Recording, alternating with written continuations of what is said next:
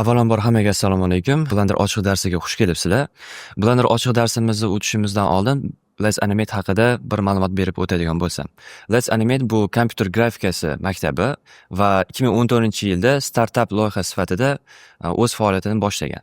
Va hozirgi kunda umumiy 6000 ga yaqin o'quvchilarimiz kurslarimizni o'qib, bitirib va mutaxassis bo'lib ishlab kelishmoqda.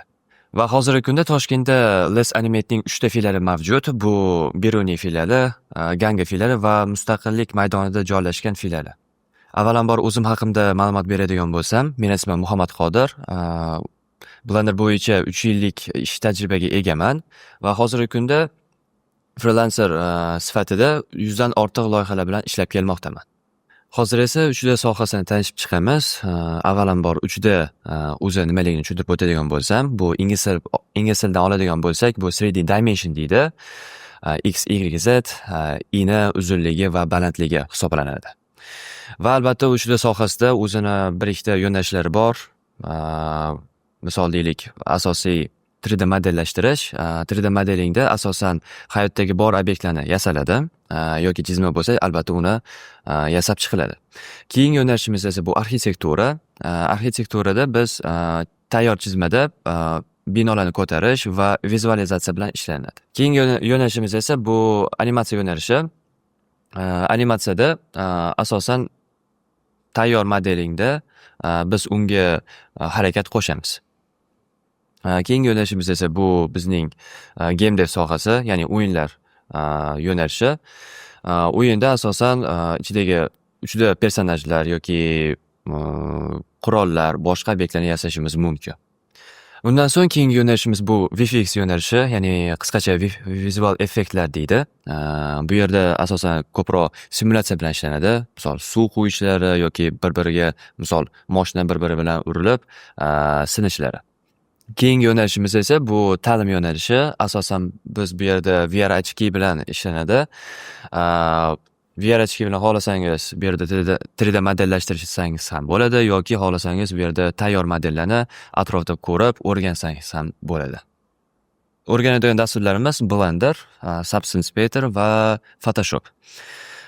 Nimaga aynan Blender? Blender plus taraflari yengil, keyin esa ham bepul va o'rganadigan instrumentlari juda ham qulay. Misol keltiradigan bo'lsam, 3D Max'da misol modellashtirsangiz yoki misol arxitekturada vizualizatsiya qilsangiz ham yoki misol deylik Maya programmada animatsiya qilinadi. Bu ikkita programmadagi instrumentlar yo'nalishlarni Blender o'ziga olgan, ya'ni universalniy dastur. Va sizlarga qisqacha ma'lumot berib o'taman. Hop, ekranda ko'rishingiz mumkin. Bu videoyimiz 2024-yilda, ya'ni Flow multfilm deb aytiladi, bir kishi tomonidan yaratilgan. Va 2024-yilda bu multfilmimiz Oscar olgan. Endi esa portfolio ishlarimni ko'rishingiz mumkin. Bu yerda interyer sohasida ishlangan.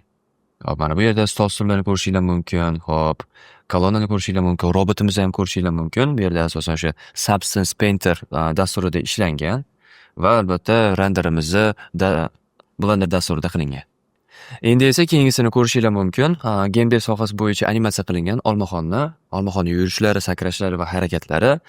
Undan so'ng esa albatta personajimiz meshok urishlari. Endi o'rganadigan vaqtimiz offline Blender kursimiz umumiy holatda 3 oy bo'ladi va haftada 3 kun, 2 soatdan va umumiy darslari 36 darsdan iborat. Va bu 3 oy vaqtida birinchi oyda sizlar modeling o'rganasizlar. Ya'ni qanday qilib noldan holatda, misol stol stullarni yasash va undan keyin personajga o'tish, undan so'ng esa qattiq modellarni yasash. U albatta usullarni ko'rsatiladi. Ikkinchi oy esa biz modellarimizga tekstura va rendering beramiz, ya'ni qanday realistik teksturani chiqarish va undan so'ng esa chiroqlar bilan ishlab render chiqarish. Bundan so'ng esa modellarimiz tayyor, ranglarimiz ham tayyor, tekstura berilgan. Endi esa ularga harakat berishimiz kerak. Ya'ni 3-oyda esa biz rigging bilan animatsiya o'rganamiz va qo'shimchasiga VFX yo'nalishini qisqacha tushuntiriladi. Kurslarimizni tugallagach, qanday qilib daromadga kirishimiz mumkin?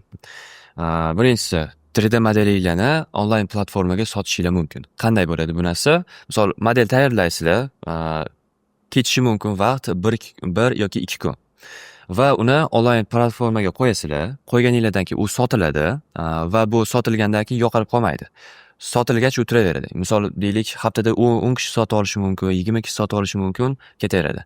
Endi esa buyurtmalar bilan ishlash. Ya'ni onlayn platformalarda, misol deylik, Fiverr, Quark yoki Upwork platformalarda u yerda buyurtma qabul qilib, o'sha yerda ishlashinglar mumkin, как frilanser bo'lib. Yoki keyingisi esa studiya yoki kompaniyalarda ishlashinglar mumkin. Albatta, stabilniy daromad topib. Hozirgi kunda kuchli mutaxassislar onlayn platformada o'rtacha $8 topishi mumkin. Sizlar esa kursni bitirgach $300 topishinglar mumkin. Bu kursimiz kimlar uchun? Asosiy bu sohani noldan o'rganmoqchi bo'lganlar yoki Blender dasturida ish tajribasini oshirmoqchi bo'lgan mutaxassislar uchun.